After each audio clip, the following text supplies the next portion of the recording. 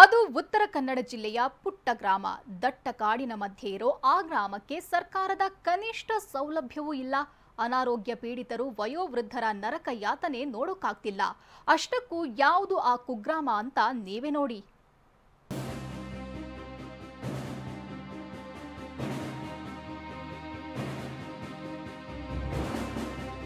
ದಟ್ಟ ಕಾಡು, ಕಾಲುದಾರಿ ಪಕ್ಕದಲ್ಲೇ ಆಳವಾದ ಪ್ರಪಾತ.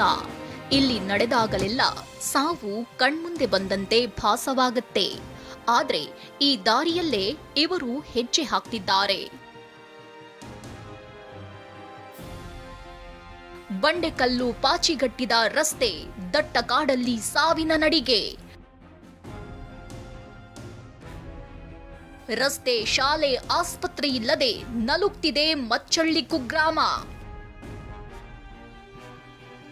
ಅಂದ್ಹಾಗೆ ಇದು ಕಾರವಾರದಿಂದ 20 ಕಿಲೋಮೀಟರ್ ದೂರದಲ್ಲಿರೋ ಮಚ್ಚಳ್ಳಿ. ಈ ಊರಿಗೆ ಹೋಗ್ಬೇಕು ಅಂದ್ರೆ ಕಾಡು ದಾರಿಯಲ್ಲಿ ಹೋಗ್ಬೇಕು. 4 ಕಿಲೋಮೀಟರ್ನ ದಾರಿಯುದ್ದಕ್ಕೂ ಬಂಡೆಕಲ್ಲು, ಮಣ್ಣು ರಸ್ತೆ, ರಸ್ತೆ ಬದಿಗೆ ಆಳವಾದ ಪ್ರಪಾತವಿದೆ. ಇಂತಹ ರಸ್ತೆಯಲ್ಲೇ ಜನ ನಿತ್ಯ ಓಡಾಡ್ತಿದ್ದಾರೆ. ಯಾರಿಗಾದ್ರೂ ಆರೋಗ್ಯ ಕೈಕೊಟ್ರೆ ಕಂಬಳಿಯ ಜೋಳಿಗೆಯಲ್ಲೇ ಅವರನ್ನ ಆಸ್ಪತ್ರೆಗೆ ಸಾಗಿಸಬೇಕು. ಇದೀಗ ಸುಸಜ್ಜಿತ ರಸ್ತೆಗಾಗಿ ಇಲ್ಲಿನವರು ಮೊರೆ ಇಟ್ಟಿದ್ದಾರೆ. ಮತ್ತೆ ಆರಾಮಿಲ್ಲಾದ್ರೆ ರೋಗಿಗಳಿಗೆ ತಗೊಂಡೋದಾರಿಂದ ಪರಿಸ್ಥಿತಿ ಹಿಂಗೆ ಹೊತ್ಕೊಂಡೇ ತಗೊಂಡೋಗ್ಬೇಕು. ಇದು ರಸ್ತೆ ಸರಿ ಇಲ್ಲ ಅನ್ಕೊಂಡು ಯಾರು ಗಂಡಕ್ಕೆ ಬರೋಕ್ಕೂ ತಯಾರಾಗುದಿಲ್ಲ. ಶಾಲೆ ಕಟ್ಟಿದ್ರು, ಇಲ್ಲಿ ಒಂದು ವರ್ಷ ಬಂದ್ರು ಮಾಸ್ಟರ್, ಒಂದು ಲೇಡೀಸು ಒಬ್ಬನೇ ಬರೋಕ್ಕಾಗುದಿಲ್ಲ ಅಂದ್ರು, ಬಾಯಿ ಗಟ್ಟ ಹತ್ತೋಕ್ಕಾಗುದಿಲ್ಲ ಅಂದ್ರು, ಶಾಲೆ ಹಾಕಿಬಿದ್ದೋಯ್ತು. 5 ವರ್ಷಗಳ ಹಿಂದಷ್ಟೇ ವಿದ್ಯುತ್ ಸಂಪರ್ಕ ಕೊಟ್ಟಿದ್ದಾರೆ. ಆದ್ರೆ ಶಾಲೆ, ರಸ್ತೆ, ಆಸ್ಪತ್ರೆಯಂತಹ ಕನಿಷ್ಠ ಸೌಕರ್ಯವೂ ಇಲ್ಲಿಲ್ಲ. ಇದರಿಂದಾಗ್ಲೇ ಗ್ರಾಮದ ಯುವಕರಿಗೆ ಯಾರೂ ಕೂಡ ಹೆಣ್ಣು ಕೊಡ್ತಿಲ್ಲ. ಹೀಗಾಗಿ ಕೆಲವರು ಈ ಊರೇ ಬಿಟ್ಟು ಬೇರೆಡೆಗೆ ಹೋಗಿದ್ದಾರೆ. ಸಂಬಂಧಪಟ್ಟವರು ಇತ್ತ ಗಮನ ಹರಿಸಬೇಕಿದೆ. ಶಿಥಿಲಗೊಂಡ ಕಾಲು ಸಂಕದ ಮೇಲೆಯೇ ನಿತ್ಯ ಓಡಾಟ.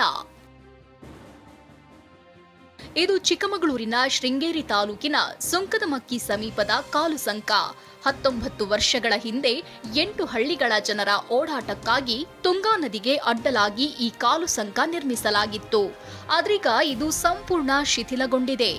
ಯಾವ ಕ್ಷಣದಲ್ಲಾದ್ರೂ ಮುರಿದು ಬೀಳೋ ಆತಂಕ ಎದುರಾಗಿದೆ.